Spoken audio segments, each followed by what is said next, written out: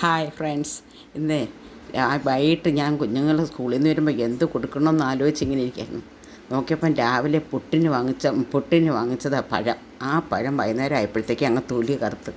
എന്നാൽ പിന്നെ അതുകൊണ്ടൊരു ജ്യൂസ് ആക്കാമെന്ന് വിചാരിച്ച്. ആ ജ്യൂസ് എന്തൊക്കെയാണെന്ന് നോക്കിക്കാണ്.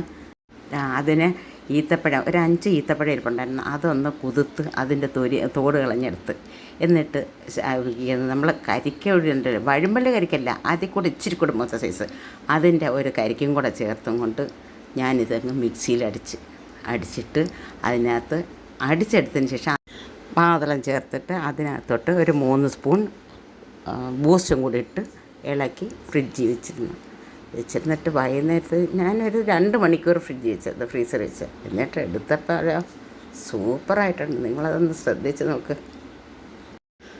കുഞ്ഞുങ്ങൾക്ക് കൊടുക്കുമ്പോൾ അതിനകത്തോട്ട് മധുരം ചേർക്കണം. കാരണം ഞങ്ങൾക്കൊക്കെ കഴിക്കുമ്പോൾ ഷുഗറൊക്കെ ഉള്ളതല്ലേ, അതുകൊണ്ട് പഴത്തിൻ്റെ മധുരമുണ്ട്. ഇത് കുഞ്ഞുങ്ങൾക്കാകുമ്പോൾ സ്പെഷ്യൽ മധുരം ചേർത്ത് കലക്കി കൊടുത്താൽ മതി. നല്ല ടേസ്റ്റിലാണ്. എൻ്റെ കുഞ്ഞ് കഴിച്ചത് നോക്കിയാണ് എങ്ങനെയുണ്ടെന്ന്.